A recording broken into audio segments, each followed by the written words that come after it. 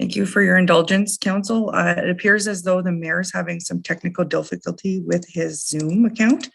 So he's going to go ahead and log out and try to re-log in. But in the interim, Acting Mayor Rick Owen, would you be comfortable in leading us tonight? Yes, sure. Okay. And I'll welcome everybody to the regular council meeting for Tuesday, March 1st, 2022. It's 5:57.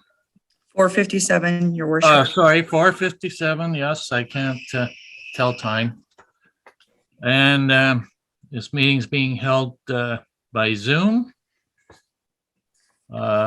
We acknowledge that the town of Kirkland Lake is located on traditional territories of the Anishinaabe Cree Nation. Other Indigenous people whose presence continues to enrich our vibrant community today. We recognize and offer our gratitude for their care and teachings about the earth and culture. We honor those teachings through our interactions today and every day hereafter. We thank them for sharing the land with us. We commit to ongoing learning about how cultural identity is celebrated, represented, and honored, as well as the inclusion of Indigenous perspectives through action. Miigwech, thank you. Okay, I'll call the meeting to order and we'll start with a moment of silence.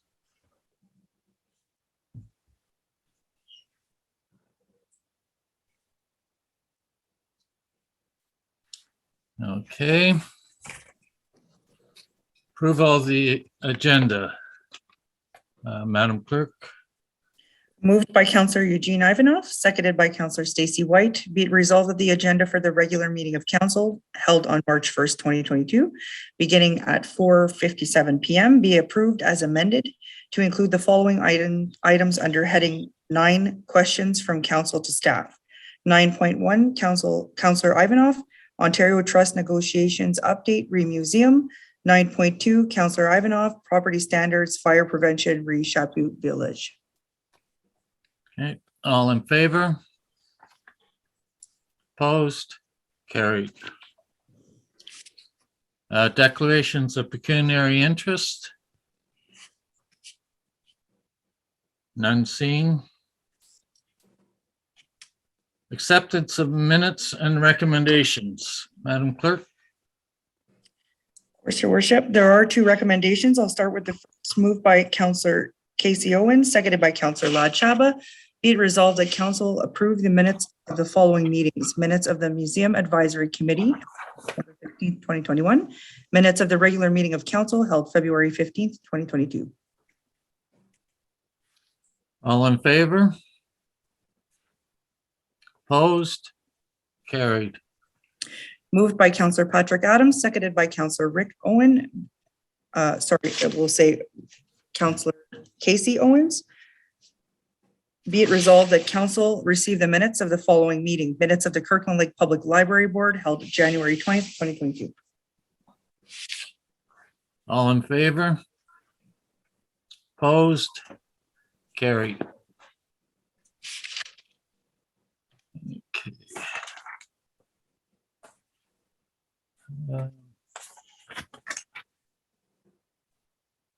Okay. Now move to reports of municipal officers and communications. Item 6.1, 2022 winter ice season extension. And we'll ask Ms. Sackrider, Director of Community Services, to speak to this, please. Thank you, Your Worship. Through you to Council. In 2016, the consultant company KPMG conducted an operational review for the town of Kirkland Lake. And at that time, they identified that what they termed shoulder season ice cost the municipality more money than what the revenue was that was being made. So shoulder season is typically not your standard season. At that point, council gave recommendations to staff to reduce the ice season. And for this year, for this report, we're speaking about a motion that came from council to staff to ensure that the ice was taken out for the month of April. At the time that that decision was made, there was verbal discussion at council that if there was a league at the time that required extended ice, that it certainly would be entertained. So that is a situation we're in this year, and that's why I'm bringing this request to you. So 2022 did start off with about 3 weeks of closure for our facility due to the restrictions that the government impacted upon us. So all the leagues were delayed a little bit more in their seasons. The biggest league, or the initial request, actually came from the Kirkland Lake Gold Miners, and they have a request to staff, and therefore staff have the request to council to see if we can leave the ice in during the extension of their season this year. Because it depends on how they do during playoffs, they aren't able to give us an exact date. So it would go until at the earliest, the beginning of April, about April 3rd or so, and it could go longer depending on how well they do during playoffs.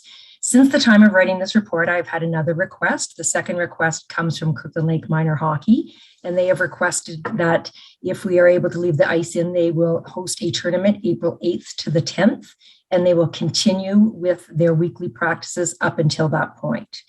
So when I did the mathematical financial considerations, you'll see that it appears as if we spend about an additional $3,300 per week on energy costs to maintain ice in the shoulder season. So we would be expecting to bring in approximately $1,300 a week with the gold miners rentals, including a few one-offs, because we know there's going to be some families or some of the leagues that may do a bit of rental. For that first week, from the April up till about April 9th or 10th, we would also have about another $2,000 worth of revenue from minor hockey. So that first week is basically now net zero. Just in terms of the energy costs, we have the staff here anyways, they're full-time staff, and I'm just speaking energy costs. We can't predict where the gold miners will end up. It might be week 1, it might be week 2, it might be week 3. So at this point, what I'm proposing to council is that for this year, that we do leave the ice in until the later of the two, either the minor hockey, April 8th to the 10th tournament, or when the gold miners are finished their season. And that in years going forward, that we do allow the ice to stay in for the gold miners based on their playoff season, because it does depend. If they're a strong team any particular year, they could go into the first few weeks of April. Are there any questions? Yes, Councillor White. Brian, can you refresh our memory as to why previous council didn't think it was desirable to have a user fee specifically for this season, for the end of the season? It mostly came from feedback from the user group. So the user groups felt that they were struggling enough as it was, and if we put a surcharge on, they just wouldn't be able to pay that extra. That was the feedback we received from user groups. Perfect, thank you. Any further questions for Ms. Sackrider? Okay, Ms. Sackrider, I'm pleased that minor hockey wants to extend its season, or to help, that will help offset the costs. But the reason I'm happy about that is local youth. That is youth where the parents are paying taxes, where they are ratepayers. And they've put money in that facility. We built that facility for our community.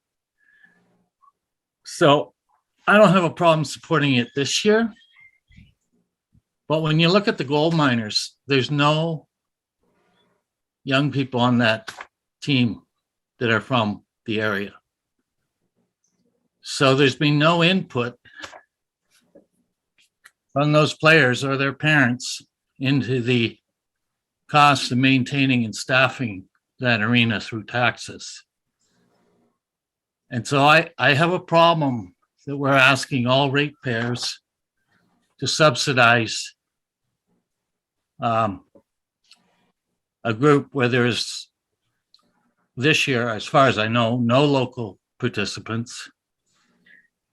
And even in a best case scenario would be primarily people from outside the district. So I'm all in favor of doing it this year because minor hockey's extended. And that's what we built the facility for. Any further comment? Councillor Ivanoff? Yeah, I have no problem with you extending the season for the gold miners and for minor hockey. I think, the gold miners are well followed by a lot of people in the community, their entertainment. People go to the arena often to see them play. I know this year with COVID, it's been a little tricky for them, but it's certainly the taxpayers of Kirkland Lake certainly appreciate the good quality hockey that we get in the community because we have a team like the gold miners. So I have no issue at all with an extension. Thank you. Oh, sorry, Councillor Owens, I forgot I was chairing for a second. Yeah, just can't forget that some of the players this year may not be from Kirkland Lake, but in the past there has been some Northern Ontario players on the team. The coaches are local, the trainers are local. Locals go see the hockey. So we've got to look at the whole picture, not just one aspect of the gold miners. Yeah, and I thank you for no one tearing me apart, but I'm a big fan of hockey. I just feel an obligation to the majority of the shareholders, ratepayers. And I know my opinion will not influence the vote. So any further discussion? Okay, well, we have a motion on this, Madam Clerk. Yes, Your Worship, moved by Councillor Stacey White, seconded by Councillor Lad Shaba. Be it resolved that report number 2022 CS 03 entitled 2022 Winter Ice Season Extension be received, and that staff be directed to maintain the ice surface at Joe Mavernack Community Complex for as long as the gold miners require it due to playoffs each April, charging the council approval rental rates. So, question, Madam Clerk, did that say each April? It did. Okay, then I will have to vote no then. Okay. And call a vote. All those in favor? Opposed? Carried.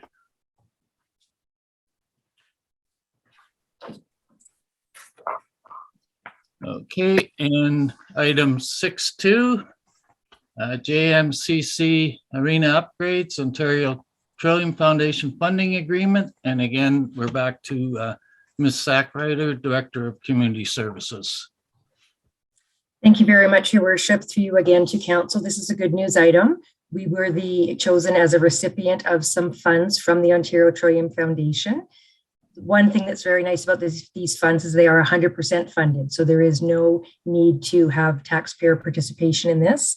This is a community build fund from the capital stream, and it is something that has come out during COVID times, although not necessarily related to COVID, but it was COVID funding that this funding came out with. And what we submitted in order to maintain the program guidelines was mechanical, electrical, and facility upgrades at the community complex. And it met all of the criteria, and they have recently let us know that we were successful. So this was something that we did have some building condition assessments done in the past for a different round of funding that is still in the hopper. So this is a very large amount of money that we've applied for through another grant. So what we did was we looked at the items that either weren't going to be eligible from the other grant, or items that we could do part of now and then do something else with further grant money if we are lucky enough to receive it as well. So there's a number of different items. Some are ventilation, some are dehumidification, repairing and replacing the actual board, the board system and the bench system. We've got some accessibility enhancements because this is one area of the building that does not meet the vision of the province for 2025 for accessibility, and some exit signage. That's basically it in a nutshell. Hey, any questions, comments? Yes, Counselor White? Definitely, I just wanted to congratulate you on your success of securing this funding.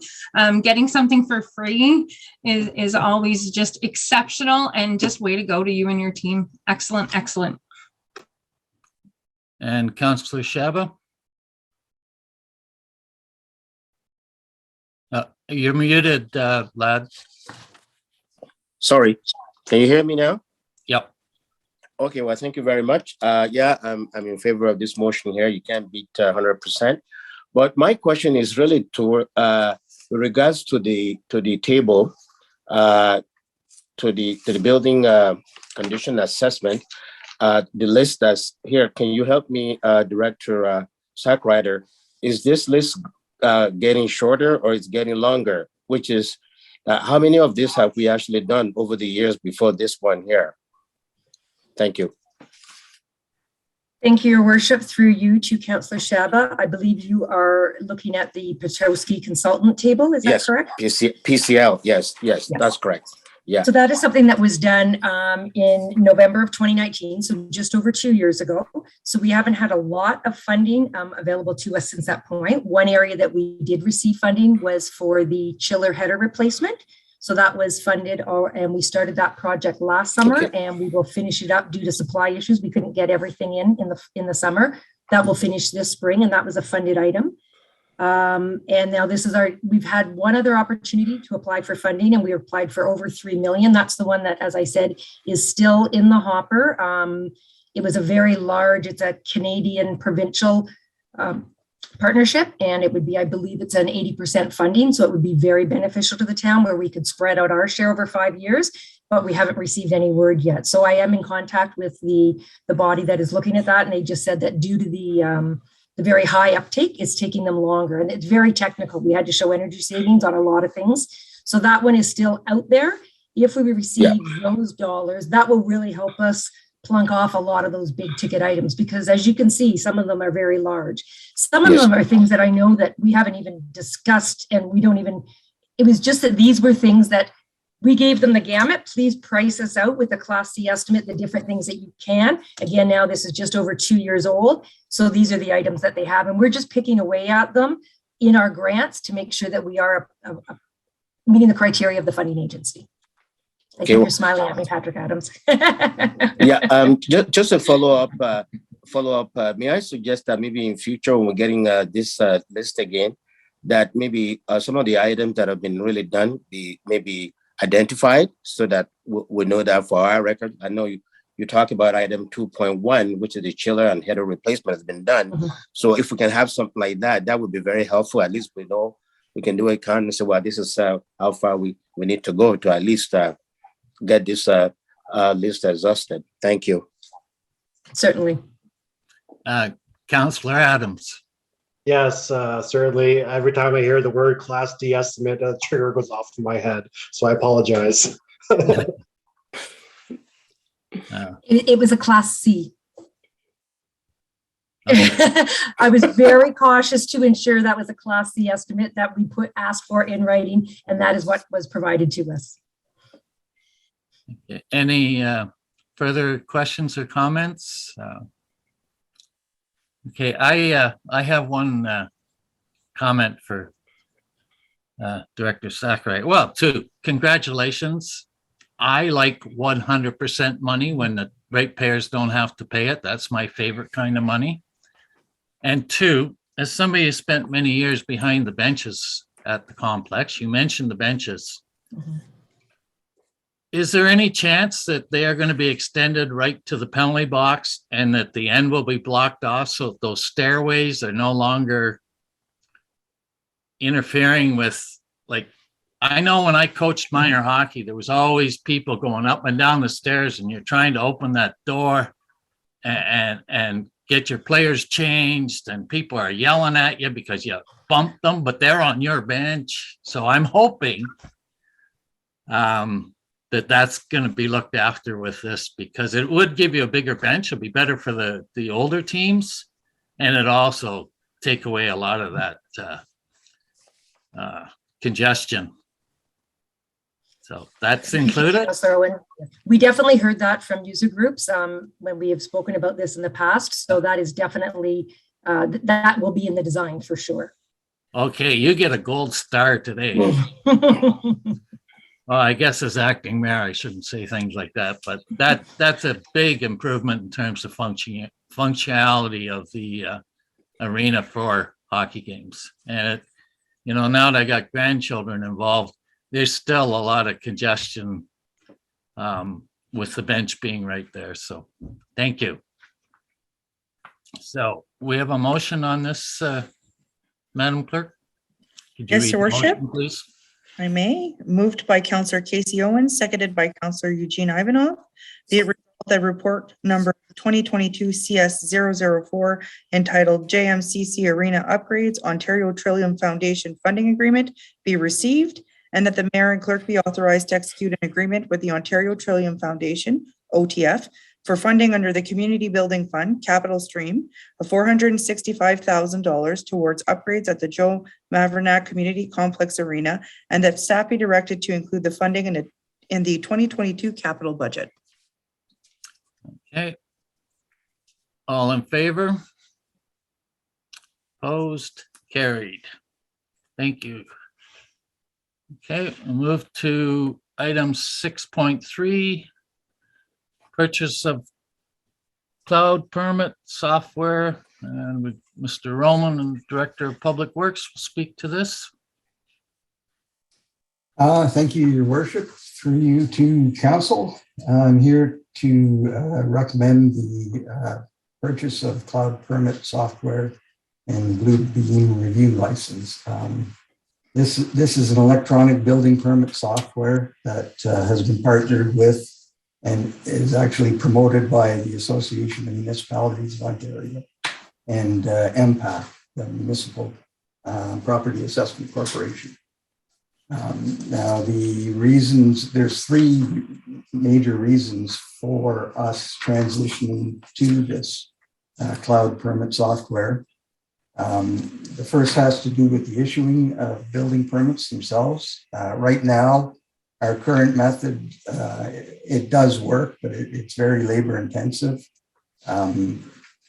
Applicants for building permits are asked to visit the office or mail in documents. Payment is only by cash or check. And the plan reviews by our CDO are done on hard copy and then recorded in our CGIS system. This can lead to discrepancies between the hard copies and the CGIS files. So with Cloud Permit, we would provide an online portal that applicants can use and submit applications online. Payment for permits may be made online as well. So this will really streamline the permit process. The second advantage to going with this software is when it comes to tracking inspections themselves. Our current inspection method is that the building inspector goes out, does the inspection, makes notes, comes back to the office, transfers it from his notes into the computer. This in the past has resulted in a large number of inspections as actually being missed or documented as having no inspections at all. And this certainly has an impact on when it comes time to tax these properties as improvements aren't recognized or they aren't known by MPAC.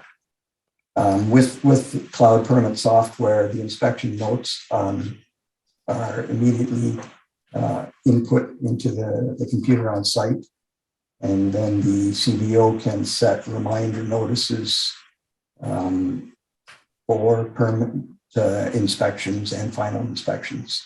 So again, this is a real improvement over our current process. And then finally, this software would allow us to position ourselves as an area leader by offering plan review and permit service to some of our smaller neighboring municipalities, which have issues themselves with this type of work. So with that, my reason for coming forward with this is prior to the budget is that we were offered some special pricing to take advantage of by March 31st. So it's the cost of the software itself is $7,000, which is an annual subscription fee, and there's a $1,500 implementation fee.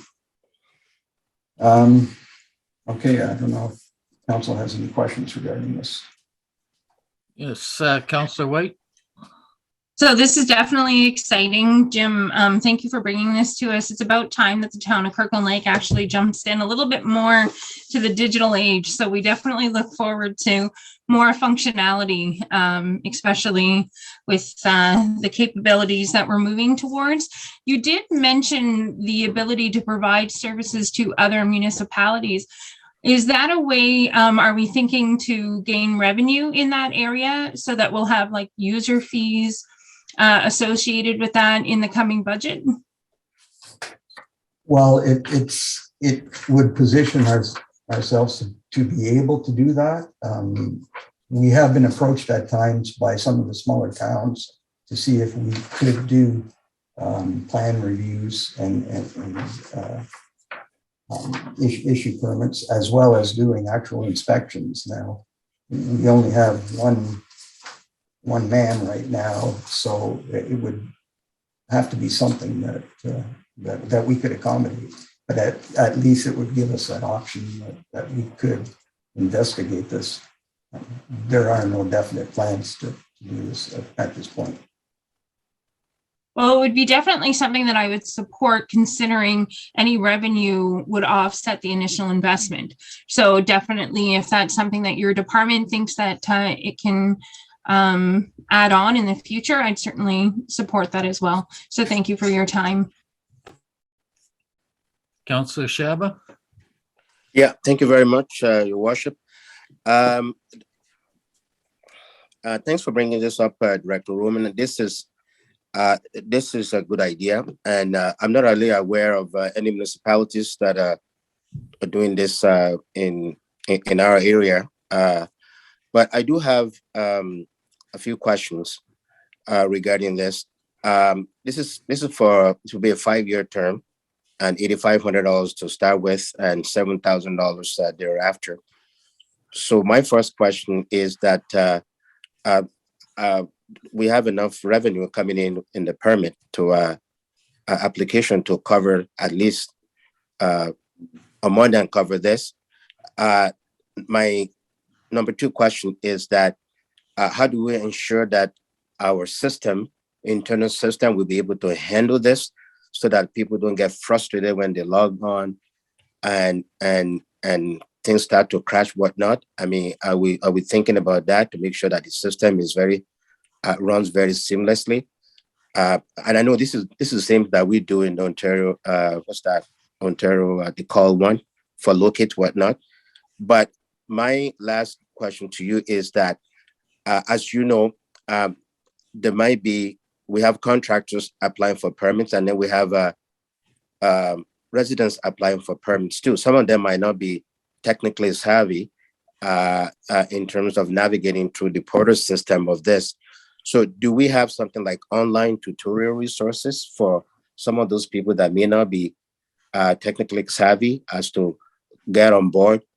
And my last question would be that is it going to be all or nothing? So if people can't get on this system here, that's it. They have to find a way to get on it. So I'm sorry to inundate you with my many questions, but I just want to put everything on the table. Well, my understanding of the actual online application process is it is supposed to be user-friendly and quite intuitive. It isn't going to be an all or nothing type deal where we still can resort to our the old way of doing things. People will still be able to come into the office and apply for the building permits. This just is another option for them. Now, in terms of the computer system being able to handle it, this isn't really a high volume type of activity, so I would expect it wouldn't create any problems.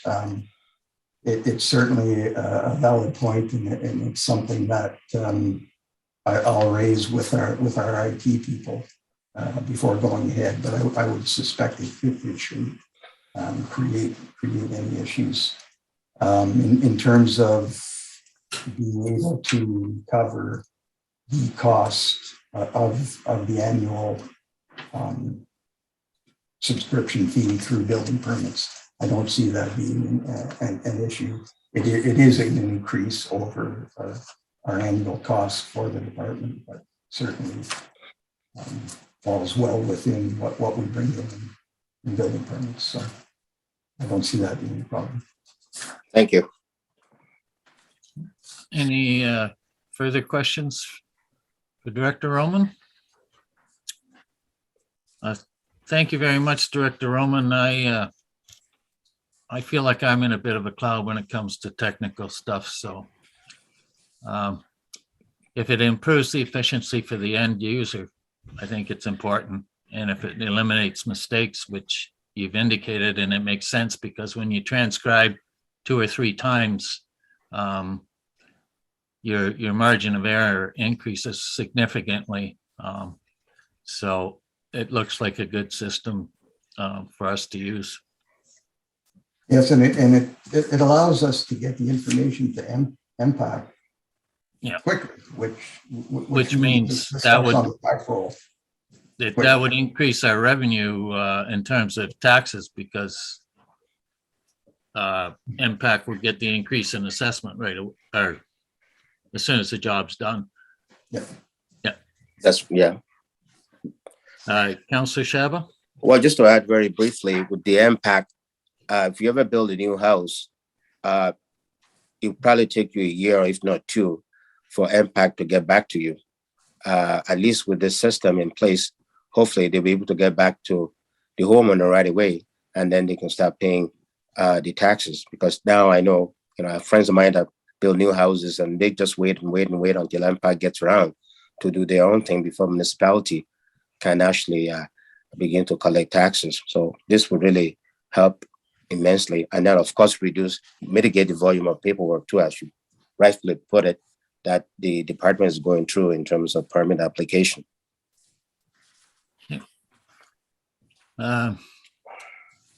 Madam Clerk, do we have a resolution?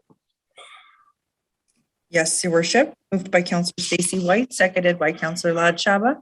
Be it resolved that report number 2022 PV007 entitled Purchase of Cloud Permit Software be received, and that staff be directed to proceed with the purchase of the cloud permit software and Bluebeam review license, and that council allocate the first year annual licensing and implementation cost associated with the cloud permit software and Bluebeam review license at a maximum of $10,000 within the respective lines of the 2022 operating and capital budget for development services, and that council authorize staff to bring forward a bylaw at a future meeting giving authority to the mayor and clerk to execute a license agreement with Cloud Permit Inc. for the procurement of the cloud permit software and Bluebeam review license for a 5-year term. All those in favor? Opposed? Carried. Okay, and we move on to item 6.4, snow plowing and removal operations, and Director Jim Roman will speak to that. Hey, thank you, Your Worship, through you to council. I just want to start out by providing council with a brief update. According to Environment Canada, we currently have as much snow on the ground today as the previous 2 years at this date combined. So it's not that it's a record winter, but it's a heavy one. And you have to go back to the winter of 2018, 2019 to find something comparable. As it stands today, and I've been asked to report on complaint numbers. So we've received 91 complaints to date with regards to winter operations. 66 of those directly attributed to complaints regarding snow removal. But if you look at the comparable year back 2018, 2019, this is about par for the course. Back then, we had 123 snow removal complaints of a total 244 for the season. So we're tracking about right on par there. It's something that needs to be considered as well. Things have changed over the years. We have less and less room for snow storage now. We allow people to park in the boulevards. We have a number of narrower streets. They've been built with the curb to curb distance considerably less than it used to than was available before. These days, people are clearing room for 2 or more vehicles at every house. So we have things like handicap crosswalks now that we need to make sure are cleared. It's been a busy season. We're operating with a skeleton crew, and they've been out there day and night now for the last 3 months. And we've been averaging over 1,000 hours a month over the last 3 months, just in overtime. So I believe that our guys have really stepped up this winter, considering the winter we're having. And I just want to thank them for their efforts. In terms of what's coming, right now, the guys are working out in Federal, and this should be completed by the end of the week. From there, they'll be moving on to Swastika, and that should take a day or two. And then they have to head back to the south end of town, where they were doing some work, but were pulled away because of snowfall. Once all that's completed, we're going to go back to the rotation of doing the poles. First up would be the number 2 pole, which is Main Street, Government Road East, Allen Avenue.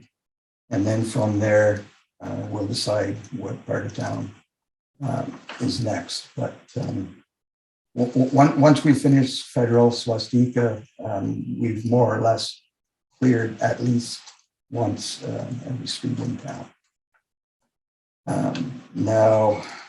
So I just want to let the public know that we're working our way through the town. We'll get to your street, and thanks for your patience and for doing your part by not placing your snow on the roadway. Now I'm going to actually get into my report. I was asked to discuss those aspects of winter maintenance that deal with plowing, scarifying, and clearing driveways. There are a lot more winter maintenance operations and issues, but I was specifically asked to address this issue at tonight's meeting. Okay, we do have a winter maintenance manual approved by council, and this establishes the actions that we take and the level of service that we provide. It's our policy to commence snow plowing when the accumulation is equal to or greater than 8 centimeters on the road. And then we plow all the main arterial and collector roads first, but we do get to residential and all the other roads within the required 24 hours after the end of the snowfall. And during a snowfall event, we will use the grader as well as the plow trucks. And the grader will actually be sent out when we see less than an accumulation of 8 centimeters. But we need to distinguish between plowing the road with the grader and actually scarifying the road. With scarifying, if the snowpack on a road becomes too deep, or if we're looking at a quick thaw, spring thaw or something, we do have the ability to scarify. This uses a serrated blade on the grader as opposed to the straight blade, and it allows us to go right down to asphalt, so to get rid of all the material. And when we do that, yes, we will follow behind the grader with a loader to clear people's driveways, because it will deposit significant amounts of ice into people's driveways. Now, because we're not typically scarifying during a snowfall event, we do have the resources to follow the grader and clear driveways. But it should be noted that this clearing of driveways goes above and beyond our mandate to clear the roads, but it's been an accepted practice by council. Now, recently, we've been modifying our operations to make more use of the grader. By gradually shaving down the snowpack on the roads, we find that we don't actually have to scarify. It does deposit ice chunks in people's driveways, but it's certainly manageable. The problem is that residents have become accustomed to having the driveways cleared after they see the grader go by. So we just need to let people know that we are using the grader more often, but we're not actually scarifying. We're trying to actually avoid scarifying. So, but that's what's happening. And we've actually started experimenting with the serrated blade now on the grader, just to shave some of the roadways, and we're finding that's providing us with really nice results. So you will see the grader out there more often. In terms of the second grader, we do have a second grader. However, we are running with such a skeleton crew that we don't have the manpower to send out all the equipment that we have. So we currently have a vacancy right now for a heavy equipment operator. And it gets worse trying to deal with people scheduling time off, or this year particularly with sick time. So in order to make use of the second grader more, we would recommend the hiring of a seasonal equipment operator. And this person could also be used to fill in for the short-term vacancies that we have here on the commission. So that's it in a nutshell. Again, I was really just tasked with discussing when and why we clear driveways after scarifying. So if there's any questions regarding this or on any other winter operations, I'm ready. Councillor Adams? Yes, Jim, thank you very much for your report. For the last 3 years, I've even got into the strategic plan that we need to contract out routes. So when I hear things of skeleton crews and I see members of Public Works working as crossing guards, I'm going to struggle with that one still. And I also see 2 people in a plow. You have 2 operators in a plow, one driving, I'm not sure what the other one's doing, but when they hit my garbage cans, no one gets out to put them back. So I'm really struggling with the skeleton crew thing. I think we really need to review our strategic plan and really investigate contracting out some of these routes if we're not able to keep up. I see this at my current employer. When you have to get something done and you can't do it, you contract out that service. That way, we're not going to be responsible for the damage to people's lawns and vehicles, which I've seen. We're not responsible for the upkeep of those machines. I just think that we need to review that strategic plan that taxpayers paid for and put some of those things and recommendations into place. And certainly review why we have high-paying members of Public Works acting as crossing guards and being told that we have a skeleton crew.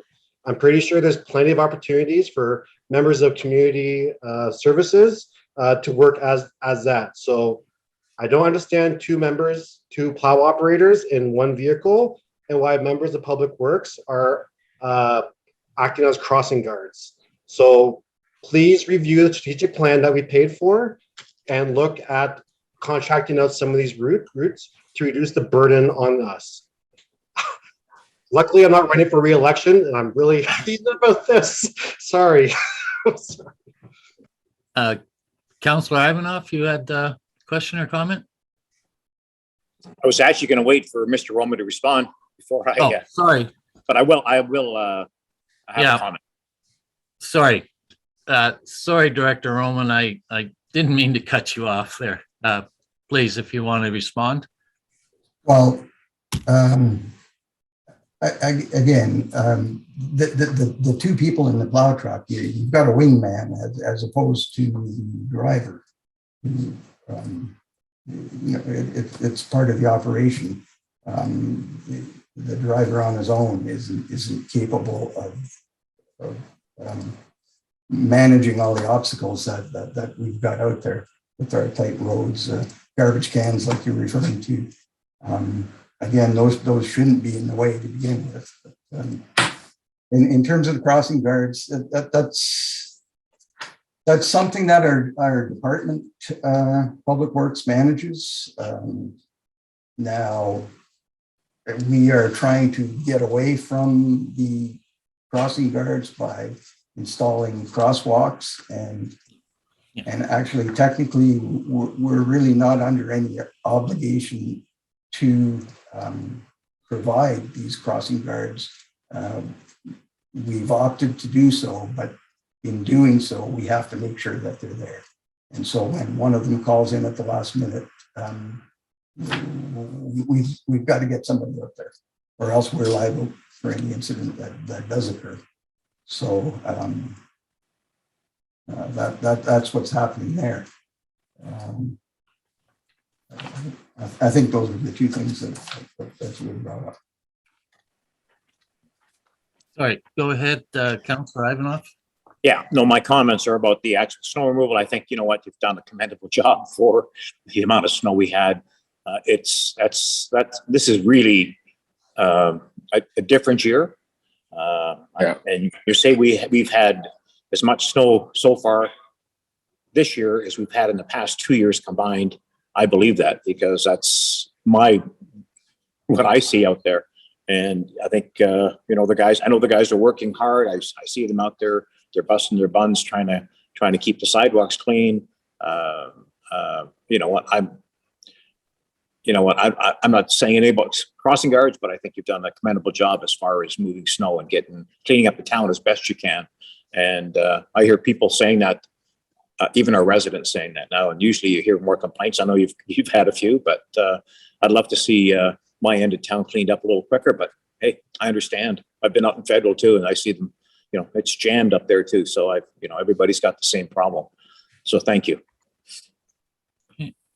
Councillor Shaba. Yeah, thank you, Director Roman, for the report. Again, I agree with Councillor Ivanoff, Eugene Ivanoff, that the town, the crew, they're doing a wonderful job cleaning the snow. And this is a typical year in terms of the amount of snow that we've got, and they're doing a wonderful job. I know this report today is just for us to discuss this, receive it, no action required. Can you, are you going to be bringing this back in future so that at least we can talk about what to do with the second grader that is sitting there, not being used, and then your recommendation or suggestion that maybe we either hire another seasonal operator to use that, or maybe dispense with or sell it and purchase the backhoes that are needed. So this is not more of a question, but I hope that this comes back in the future for us to at least zoom into that aspect of your report, which I find very interesting and should be really pursued. Yeah, certainly this is going to be up for discussion during budget deliberations when we come forward with our recommendations for purchasing some heavy equipment this year. So it can certainly all be discussed at that time. Okay, thank you. Any further comments? Councillor White? Sorry. So road maintenance is the number one complaint I personally receive as council member, both in winter and summer. It's just a constant thorn in our sides. What we have been doing up until this point simply isn't working. It's not working for staff that is working night and day with little appreciation, to be honest. And it's certainly not working for our residents whose health and safety are put kind of at risk when they're trying to navigate streets that are down to run road because the sides of the road and the parking spaces are taken up with snow accumulation and people are parking on both sides of the road, taking up road space. It's definitely dangerous. It's dangerous every morning that I go to work. I appreciate the statement that we perform our road maintenance in compliance with provincial minimum maintenance standards as far as regulation 239-20 goes, 02 goes. But the problem is they don't take parking into consideration. The word parking is only used once, and it says that it doesn't, parking spaces don't count as far as snow accumulation goes when we're talking about how quickly we have to clear it. And that's why we pile up our snow in our parking spaces and cause our streets to be down to one lane. I realize every member of the community that plows the front of their buildings and their driveways into the snowbanks in front of their homes and on our streets and in our laneways, we're also contributing to this problem majorly. And it is against, we have a bylaw. It's 08-089 that says that town members are not supposed to move their snow onto town property. So we're just as guilty as members of the public. But that being said, as a corporation, it's our responsibility to provide exceptional levels of service according to our strat plan. And there are things this council needs to do to support our staff members to get the job done. So I know tonight we were only supposed to receive this, but I'm suggesting a friendly amendment to the motion. Madam Clerk, who's doing the first and seconder of this motion? The mover would be Councillor Casey Owens. The seconder would be Councillor Eugene Ivanov. Okay, gentlemen, if you would allow a friendly amendment, not only should we receive this motion, but we should also add that staff be directed to bring back a report on options for alternate service delivery, including but not limited to contracting out as per strategic plan, hiring of additional required staff, developing a dedicated seasonable snow maintenance shift to be added to our QP collective agreement, and 5-year forecasting. If Councillor Owens and Councillor Ivanov would so indulge me. Okay, Councillor Owens, are you in agreement with what Councillor White has proposed? Yeah, I don't have, like, I think she's right in bringing up these issues. Like snow removal has been an issue since we've been on, well, since way before we got on council, but it's not getting any worse. And it's, staff have taken a lot of criticism over this. We've taken criticism. I think we've been called some type of cancer at town hall because we don't seem to be doing our job properly, but the people on Facebook know how to do our job a lot better than what we do. So that's sarcasm, by the way, like full on. So I agree. I just want to add my 2 cents because I didn't get to say that, like, you know, town staff do work very hard, and instead of going to Facebook to complain about it, 705-567-9365 extension 321. I've said that extension many times in the past few weeks. There is someone that will answer your phone, that will take down your information, and the system works. Going to Facebook to complain doesn't work. Going to town staff and talking to them about the problem really does work. So that's and we need common sense. Like Councillor White said, you can't park on 2 sides of the street on a 1-lane street with 2 big snowbanks there. It doesn't work. So but all this to say, yes, I do agree with Councillor White that we should be investigating what options we have to try and make this better. Okay, Councillor Ivanoff, are you? And I'll second that, sure. Okay, before we call the vote. Yes. Madam Clerk. Madam Clerk. I just want to advise council that, through your worship to Councillor, your amendment is not that of a friendly amendment. It's actually quite a change of the original proposed recommendation. So at this time, first of all, we have to read the initial motion before you can bring an amendment.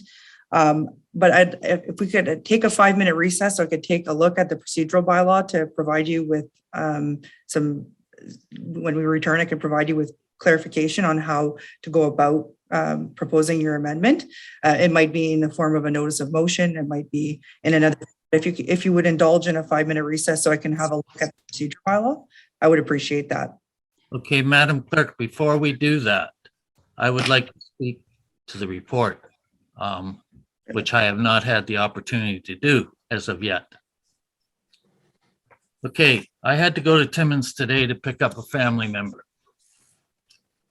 And while I was there, I observed that their what I call main streets, I don't know the technical knowledge, were down to bare pavement. But their side streets were a disaster. And when I say a disaster, they made our side streets look wide. Okay? Now, I bring that up because all the time we hear about how terrible other places are. Well, other places do some things better than us and they don't do other things better than us. But we're not here. We're here for the residents of Kirkland Lake. Now, when Yves LaBelle was brought in, and this is when we didn't have a director at the Public Works Department, I had many conversations with him about snow removal, winter maintenance. And he continually told me that if we used graders instead of plow trucks, that we would be able to maintain bare roads in Kirkland Lake all winter long. And in fact, that's what they did in Kapuskasing. They have 3 graders and they have bare roads, according to Mr. LaBelle. And Mr. LaBelle was a former head of their Public Works Department and former CAO of Kapuskasing.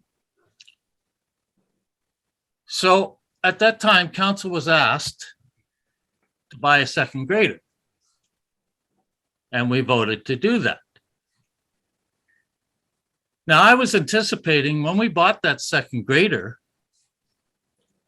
that our roads would be taken down to bare pavement, which would be giving exceptional levels of service, which is what we are supposed to be striving for. But we haven't done that. In fact, I was out on Riverside this past weekend, and I'd be surprised if the grader's been out there because the snowpack was quite heavy and the ruts were big enough to throw my pickup truck around in the one section.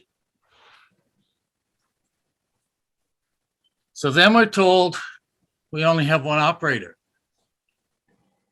for the grader, which is something I find very concerning because we knew before the winter started, we had 2 graders.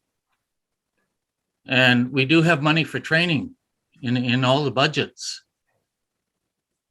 And my big problem with buying a second grader was that we don't use them in the summertime. So that's a lot of money sitting there. And if we're not using both of them in the wintertime,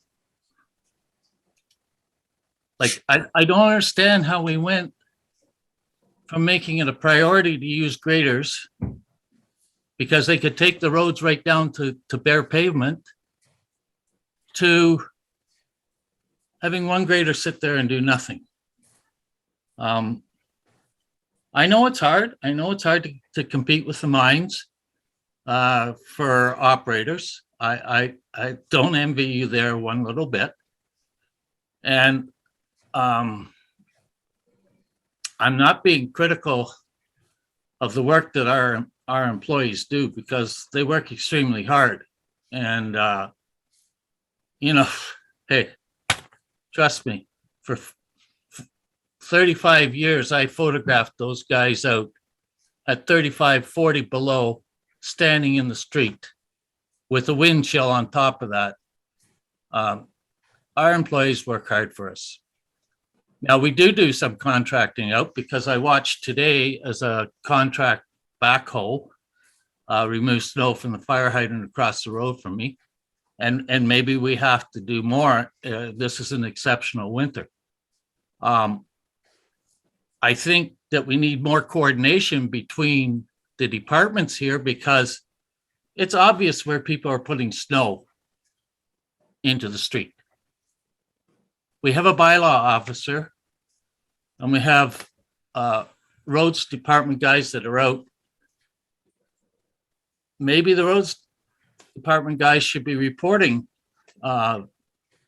these situations to the bylaw officer so the bylaw officer can go and visit these people and, hopefully give them a warning. And then if they don't heed the warning, because I see the same people doing it year after year, there's no deterrent to them doing it. But, anybody that is critical of our employees, I don't buy that. And yes, we still have some things to work out. And I'm glad because I had it written down here that we should be looking at eliminating crossing guards altogether and replacing them with crosswalks. So hopefully, we'll buy a couple we'll have that in our budget to buy a few more and then eventually get down to nothing. So, Councillor Owens? Yeah, it's just a question for Director Roman. Correct me if I'm wrong. Like, we get the impression that we're not utilizing both graders, but today the older Volvo is the one being used instead of the newer one we got 2 years ago, the John Deere, right? So they are both going out at different times, right? So it's not just sitting there at physical services collecting dust; it's actually being used, right? They're both being used, but we're short on operators. Is Yeah. the issue is. Yeah, so we just have to make sure that distinction is out there, that we don't have an expensive piece of equipment just sitting there collecting dust. That, when we can, we're used, and they have gone out. If I remember correctly, a couple of weeks ago, both of them were out, right, overnight hours or something. It's just that when we have, we don't have enough bodies to fill all the seats of all the equipment we have. So yes, we can run two machines, but something else has got to fall off the table. Because I totally understand that. I just wanted to make sure that people knew that the graders are being used, and like today it was the Volvo instead of the John Deere. Director Roman, perhaps you could explain, because I think a lot of people in the public don't understand. Like we have, I believe it is 4 heavy equipment operators, I believe, by job description. But they're not always operating what we would consider heavy equipment because they're operating trucks And so if you've got, if you're doing snow removal and you've got two of your operators operating trucks, and you don't have those two operators to operate, say, the grader or the front end loader or the backhoe. And this is where I believe Director Roman is running into problems with staffing, because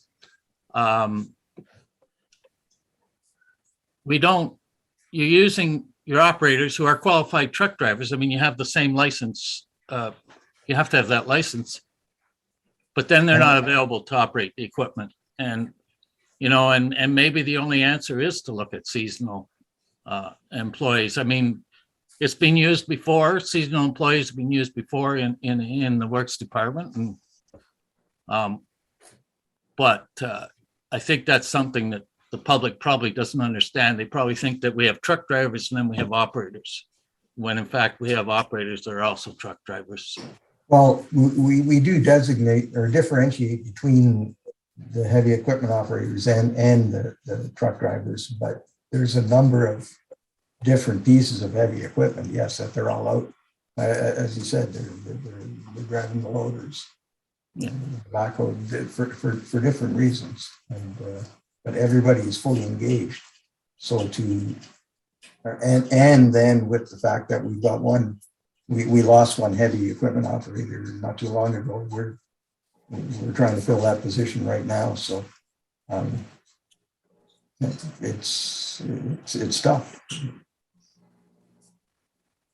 Okay, so we are going to adjourn for 5 minutes, Madam Clerk, or? If you will indulge, your worship, I actually have the question or the answer for council. So Okay. I reviewed the procedural bylaw, section 56 amendments.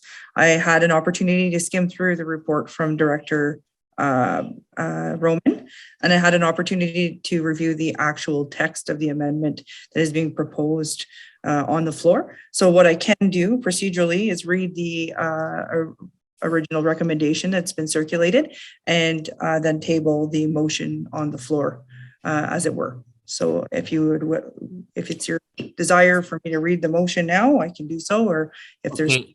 members that need to speak, then we can let them speak. Okay, just for clarity for myself, so once the motion is tabled, then Councillor White would be proposing her amendment to it? Actually, what I'm going to do is I'm going to read the recommendation, and then I'll say there is an amendment on the floor moved by Councillor Casey Owens, seconded by Councillor Eugene Ivanov, and then I'll read the amendment as proposed by as identified by Councillor White. Okay, so Madam Clerk, read the motion then. Absolutely. Moved by Councillor Casey Owens, seconded by Councillor Eugene Ivanov. Be it resolved that report number 2022 Public Works 003 entitled Winter Maintenance Discussion be received. Now there is an amendment on the floor moved by Councillor Casey Owens, seconded by Councillor Eugene Ivanov, that the motion be amended to include that staff be directed to bring back a report including the options for alternate service delivery, including but not limited to contracting out, hiring the required staff outright, developing a dedicated seasonal snow maintenance shift to be included in a collective bargaining as a new position, and 5-year forecasting for planning of winter road maintenance. Okay, Madam Clerk, so now am I calling? I'm calling for a vote on the amended motion then? You can open the floor to the, Discussion. and then when you take the vote, you'd be taking the vote for the entire motion, which includes the amendment. Okay. Okay, so I will open the floor for any further discussion. Councillor Adams? Yes, I do want to say what a great job the snow removal crews have been doing. I'm up at 3:45 and I'm surprised to see them working hard. They're shoveling everything, and certainly with the skeleton crew, they're working extra hard. with these extra steps that Councillor White has brought forward, this can hopefully alleviate some of the burden that is put onto them. Thank you. Any further discussion? Okay. Madam Clerk, you read, do we need to read the motion again? Sorry. It's to your delight. I can if you wish. Okay, I'm just gonna call the vote then, if that's acceptable to the rest of council. Okay, all in favor? Opposed? Carried. Thank you. Thank you, Director Roman.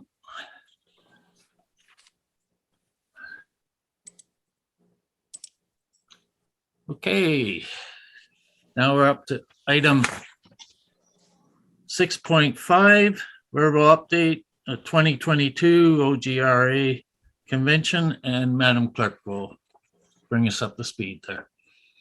Thank you, and through his worship, good evening, members of council.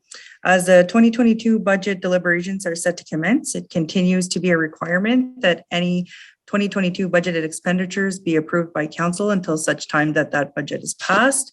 At this time, administration has received the interest of Councillor Alad Shaba, CAO Alan Smith, and the Director of Public Works Jim Roman to attend the Ontario Goods Roads Conference being held Sunday, April 10th through to Wednesday, April 13th in Toronto, Ontario on behalf of the town of Kirkland Lake. Administration attending the conference are prepared to bring any members of council's identified road-related topics as delegations at that conference.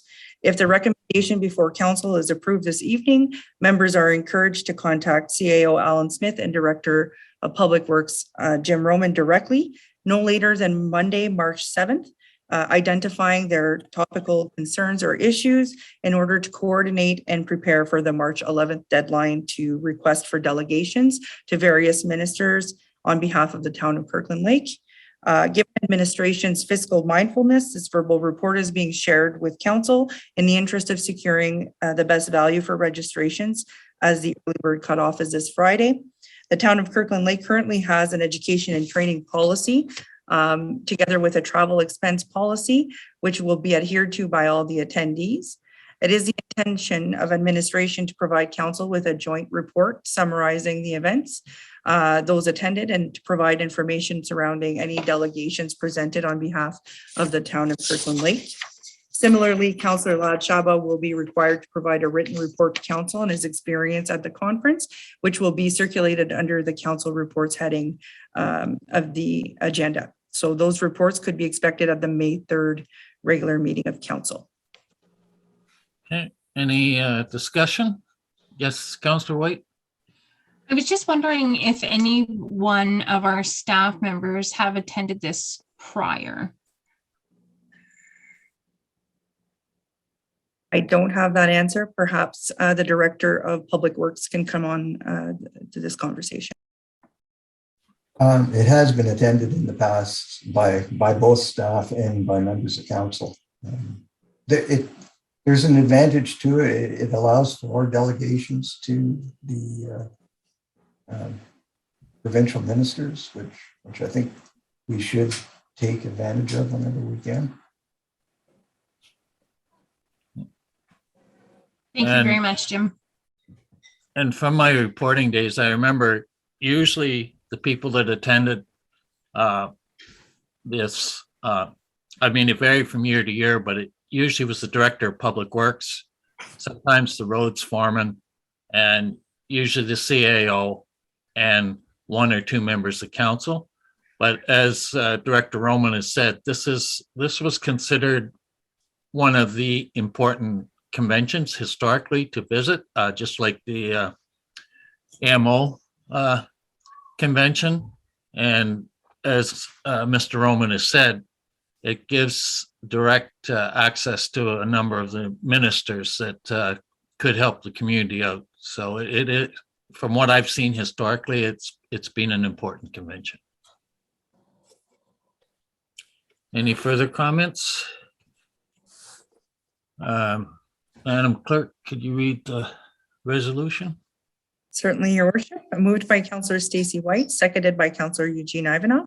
Be it resolved that council receive the verbal update 2022 OGRA conference for information, and that council direct the Chief Administrative Officer, the Director of Public Works, and Councillor Lad Shaba to attend the 2022 OGRA conference on behalf of the town of Kirkland Lake, and that administration be permitted to provide delegations on behalf of the town of Kirkland Lake at the 2022 OGRA conference, and that council allocate the costs associated with the registration, accommodation, and traveling expenses within administrations, mayor and councils, and public works respective 2022 operating budgets in accordance with the town's education and training policy Corp 2020-009 and travel expense policy Corp 2020-024, and that all attendees provide a written report to council summarizing discussions and the information received at that said conference.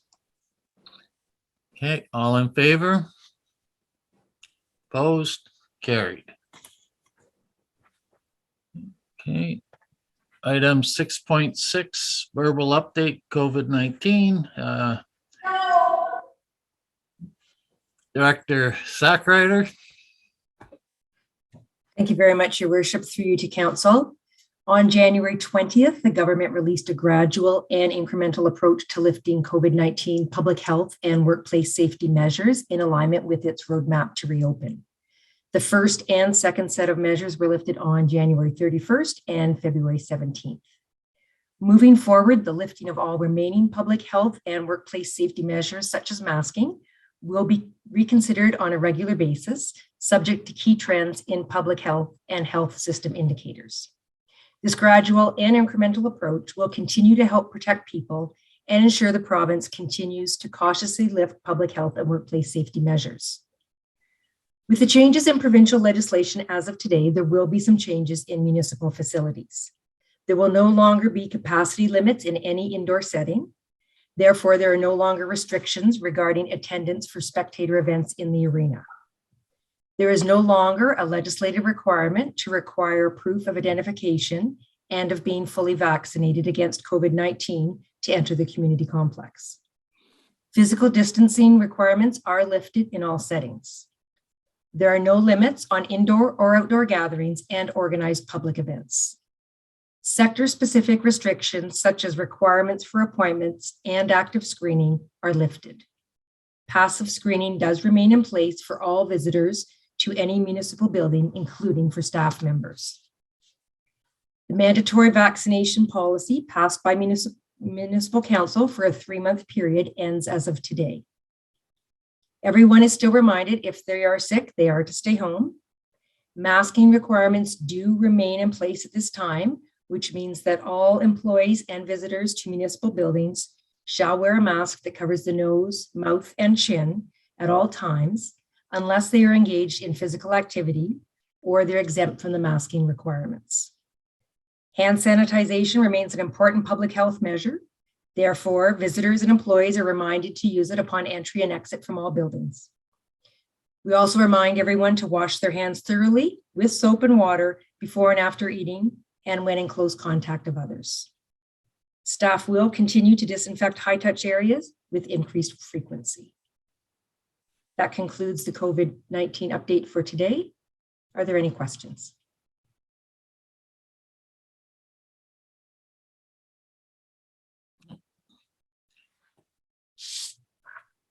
Thank you, Director. Okay. That'll make your life a little easier, I would think now. A lot more smiling people. Yeah, there's been very good response today from the public. There is a bit of hesitancy, which you can well imagine, but overall the response is very positive. And as I've said before, the response overall has been very positive to all the measures that we've implemented here, and people have been quite respectful of the fact that they are provincial legislation that we were required to ensure occurred with all of our members. So Okay. it'll shorten the length of time to access facilities, which is nice for everyone. Yep, great. Thank you. Okay, considerations of notices of motion. Oh, your worship, we have to read the recommendation. Oh, sorry. No problem. I stand corrected. Madam Clerk wants to read the recommendation. Moved by Counselor Eugene Ivanov, seconded by Counselor Patrick Adams. Be it resolved that council receive the verbal update COVID-19 for information. All in favor? Opposed? Carried. Okay.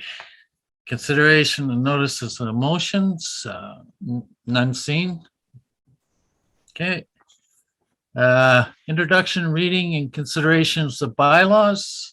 Madam Clerk, if you could read the bylaws, please. Sure, Your Worship. Moved by Counselor Casey Owens, seconded by Counselor Eugene Ivanov. Be it resolved that the following bylaw be read a first, second, and third time, numbered, passed, signed by the mayor and clerk, and the seal of the corporation be affixed thereto. Bylaw number 2022, being a bylaw to authorize the execution of an agreement with the Ontario Trillium Foundation, OTF, for funding under the Community Building Fund capital stream towards upgrades at the Joe Mavrinac Community Complex. All in favor? Opposed? Carried. Okay, that's the only bylaw tonight. That's Thank correct. you.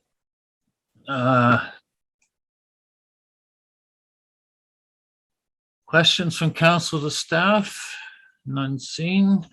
Your Worship, we amended the agenda to include Counselor Ivanov's two additions.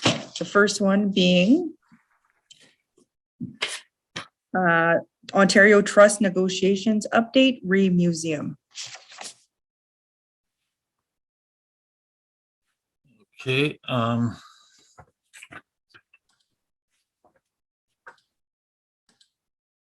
where, The agenda was amended to include those items. okay, They so were we're, not, they're not on the agenda. I just, okay, so we're opening that to discussion then? Madam yes. Clerk?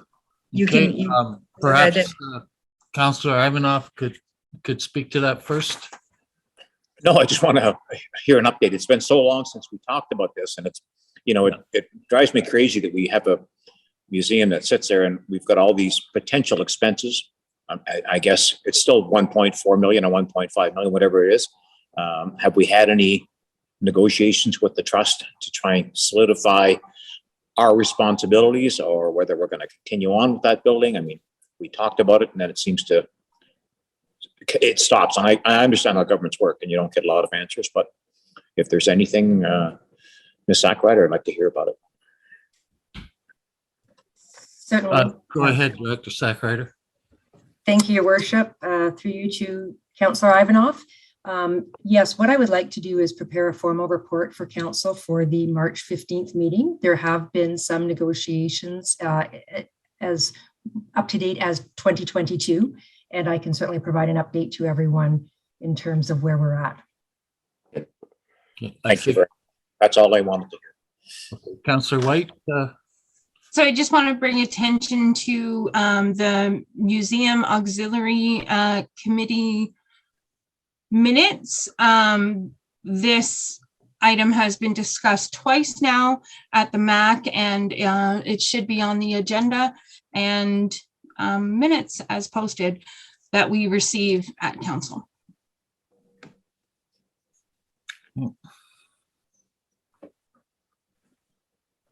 Okay, yeah, I also received an inquiry from a media source about asking for an update on the museum situation as well. So I'm glad we'll be getting a report back to council on that. And the other added item, I believe, was the status of the derelict buildings in Chappie Hughes. Councillor Ivanov? Yeah, no, that's right. I had, this was back in October, yeah, when I presented this to council and asked that we get an update and find out what's happening with the potential fire hazards in the area, the property standards in the area. And it seems like it's just I understand we haven't had a property standards person for a while, and we haven't had a building inspector or building official for a while, but it would be nice to have some sort of a report back explaining what's happening out there, whether there's nothing happening or we're going to get a report midsummer, or it seems like it just sort of got forgotten. I just concerned that when I get ratepayers asking me questions and I ask the question and then I don't get an answer for months, it just concerns me. Thank you. Councillor Roman, if you care to speak to this? Yeah, I just like to say the issue hasn't been forgotten. We have been without a building inspector or chief building official since the matter came up in October. We have recently hired a new chief building official. He and I went out actually today to have a look in Chappie Hughes, and I would acknowledge there is one building there that we could do something about. It's structurally unsound, so that we can issue an order for its demolition. I would recommend that we wait until the snow clears somewhat. As far as the other buildings go, I've asked our CBO to come springtime to go out and begin, having a look at each individual building. This thing's kind of been brought up as kind of a number of buildings have all been lumped together into one issue, and they should all be treated individually. So I've asked him to have a look once the snow clears at each of these buildings, make an assessment on them, whether they are structurally sound or not. Because unfortunately, the way things are is that if a building is structurally sound and it is secured, boarded up, so that nobody can get in, there's not a whole lot we can do with it. They aren't necessarily fire hazards because services have been disconnected. If they are secured, there's no heating or cooking taking place in them. So in terms of a fire risk, they're actually less of a fire risk than an occupied building. That being said, though, we will be looking at each of these buildings individually, coming back with a report as to our recommendations, and not just in Chappie Hughes, but basically municipal wide, because this isn't just a Chappie Hughes issue. Recommending a way forward. So I would suspect that that report will be coming late spring. Thank you, Mr. Roman. I took a drive by just the other day too, and and the one building, I don't think you need to be the road scholar to see that the roof had caved in on part of it. So I suspect that's the one that's structurally not sound. But I know the resident that spoke to me was very concerned about the potential fire hazard with them being derelict buildings and people getting into them. So yeah, they may not be inhabited, but we've already seen a fire that took out 2 buildings this year, and it started in an uninhabited building that, to the best of my knowledge, I could see from the street side had been boarded up or was secure. People still got into it, and we lost 2 buildings as a result. So I'm glad that we do have a CBO now, and because that's what we need. We need a building inspector to do an inspection. We need a CBO to issue an order. That's my understanding, and Director Roman can correct me. But I think it's important that Councillor Ivanoff brought this up so the people know we haven't forgotten, and that the staff is working on it. So thank you. Your Worship, there is a draft recommendation for this item that was amended the agenda this evening, if you'd like for me to read it. Yes, please, Madam Clerk. Moved by Councillor Eugene Ivanoff, seconded by Councillor Stacey White, Be it resolved that the questions from council to staff be received and that staff be directed to report back to council with formal updates surrounding the questions posed at future regular meetings of council. All in favor? Opposed? Carried. Okay, item 10.1, Madam Clerk, are we able to proceed with this? Or, Your worship, through you, Councillor Stacey White will be bringing notice of motion in the absence of the mayor this evening. okay, so Councillor White? Sorry, just for clarification, Madam Clerk, because I had also brought the request for a minister's zoning order to staff attention, but Mayor Kiley had spoken that he wanted to speak on it. Can I bring both? You have another motion this evening to bring. I do. Yes, so is your motion different than that of the mayor's for the notice of motion for the Boreal Medieval Forest project? No, those would both be the same, because I had sent in a request to also bring forth the Boreal Medieval Forest project motion and the second one about Northern Ontario School of Medicine. So can I bring both forward this evening?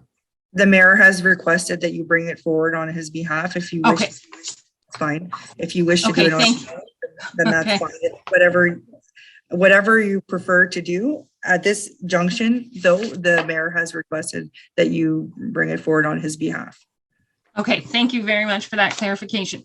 So the first one, 10.1, which was supposed to be brought forth by Mayor Kiley, is the request for minister's zoning order, Boreal Medieval Forest Project. And it is a motion that had been forwarded to us, council members, via our weekly report that's sent to us by Mrs. Laura Durrell. And it comes from Temiskaming Shores. So on our next meeting, it'll be brought forth for discussion and hopefully support, but it's regarding the Boreal Medieval Forest Project. The second one that I would like to bring forth myself is 10.2, the expansion support of the expansion for Northern Ontario School of Medicine. And that's been forwarded through several municipalities. It's already passed in North Bay and Sudbury, and several of our municipalities have already thrown their support in. So I'll be bringing that for discussion as well, March 15th.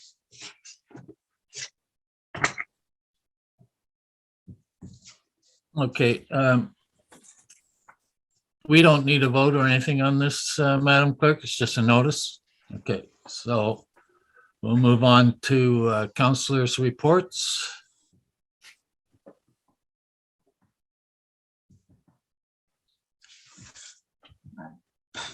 Councillor White.